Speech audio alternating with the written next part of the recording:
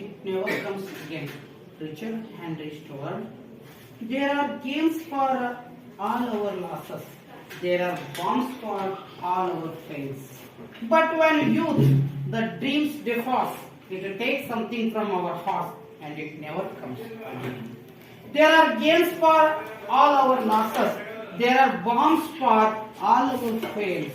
But when youth, the dreams differ, it takes something from our hearts. ಈ ಪದ್ಯದ ಅರ್ಥ ಇಷ್ಟೇ, ಇಟ್ ನೆವರ್ ಕಮ್ಸ್ ಅಗೇನ್.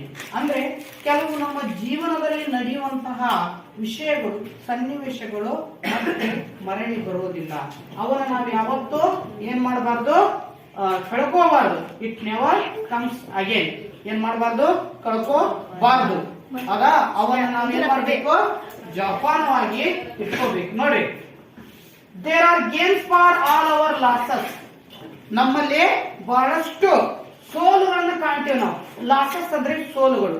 ನಾವು ಎಷ್ಟೇ ಸೋಲುಗಳನ್ನು ಕಂಡ್ರೂ ಕೂಡ ಆ ಸೋಲಿನಿಂದ ನಾವು ಹತಾಶರಾಗಬಾರ್ದು, ನೋವು ಪಡಬಾರ್ದು. ಆ ಸೋಲಿನಲ್ಲಿ ಒಂದು ಗೆಲುವನ್ನ ಕಾಣಬೇಕು. ಎಂತ ಗೆಲುವು?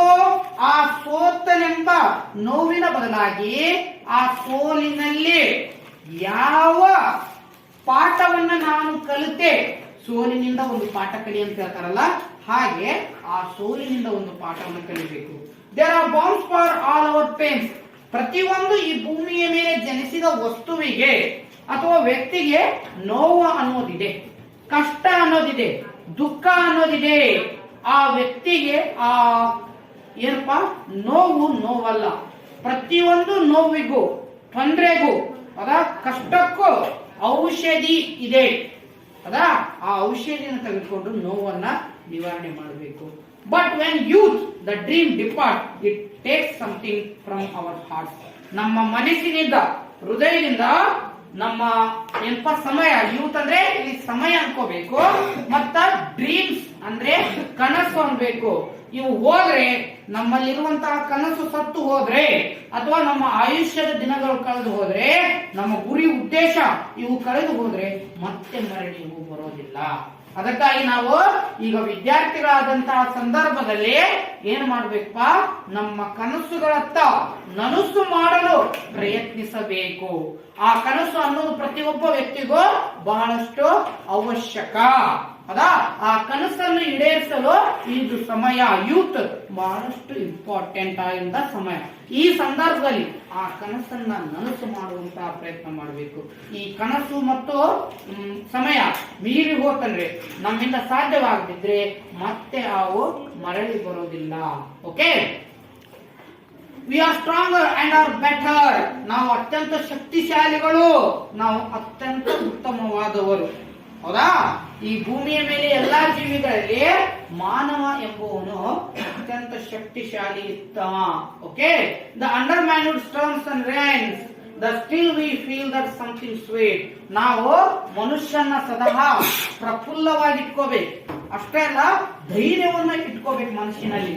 ಧೈರ್ಯವನ್ನ ನಾವು ತುಂಬಿದಾಗ ನಮಗೆ ಜಗತ್ತು ಒಳ್ಳೆಯದಾಗಿ ಕಾಣ್ತದ. ಅಷ್ಟೇ ಅಲ್ಲ, ಧೈರ್ಯದ ಜೊತೆಗೆ ಸತ್ತ ಆಲೋಚನೆಗಳು ಅಥವಾ ಒಳ್ಳೆಯ ವಿಚಾರಗಳು ಅವನು ಇಟ್ಕೊಂಡಾಗ ಜೀವನ ಸುಂದರವಾಗ್ತದ. Followed with the flying pate. ಅಷ್ಟೇ ಅಲ್ಲ, ನಮ್ಮ ಸಮಯವನ್ನ ನಾವು ಪ್ರಯತ್ನದ ಮೂಲಕ ಬೆನ್ನತ್ತಬೇಕು.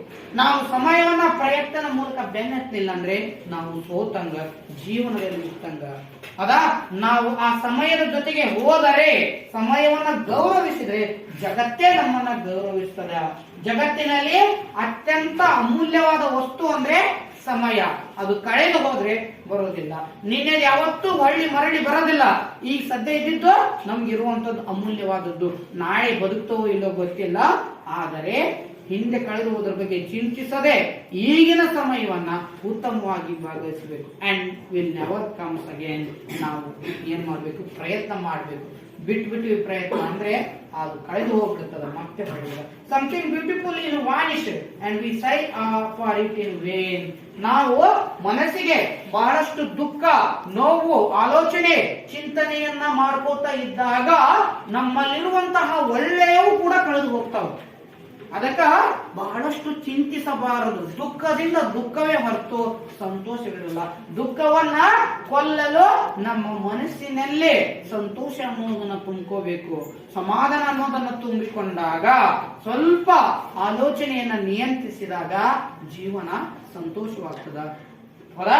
ದುಃಖವನ್ನು ಚಿಂತಿಸುತ್ತಾ ಹೋದ್ರೆ ಮರಳಿ ದುಃಖನೇ ಬರುತ್ತೆ. ಅದಕ್ಕಾಗಿ ಮನಸ್ಸನ್ನು ಸ್ವಲ್ಪ ಪ್ರಫುಲ್ಲ ಮಾಡಿಕೊಂಡ್ರೆ ಸಂತೋಷ ಬರುತ್ತೆ. We behold it everywhere. ಎಲ್ಲೇ ಹೋಗ್ಲಿ, ಏನೇ ಇರ್ಲಿ, ಸ್ವಚ್ಛಂದವಾಗಿರ್ಬೇಕು, ಪ್ರಸನ್ನವಾಗಿರ್ಬೇಕು, ಮತ್ತು ಎದುರಿಸುವ ಛಾತಿ ನಮ್ಮಲ್ಲಿರಬೇಕು. Okay, on the earth and the air. ಈ ಗಾಳಿಯಲ್ಲಿರ್ಲಿ, ಈ ಭೂಮಿಯಲ್ಲೇ ಇರ್ಲಿ, ನಾವು ಧೈರ್ಯಶಾಲಿಗಳಾಗಿರಬೇಕು. ಬಟ್ ಆವಾಗಲೇ ನಾವು ಇದನ್ನ, ನಮ್ಮಲ್ಲಿ ಧೈರ್ಯ ಅನ್ನೋದನ್ನ ನಾವು ಕಳ್ಕೊಂಡ್ರೆ ಆ ಜೀವನ ಅನ್ನೋದು ವ್ಯಯ ಆಯ್ತಂಗ, ಅದು ಮತ್ತೆ ನಮಗೆ ಹೊರಳಿ ಬರೋದಿಲ್ಲ. Thank you.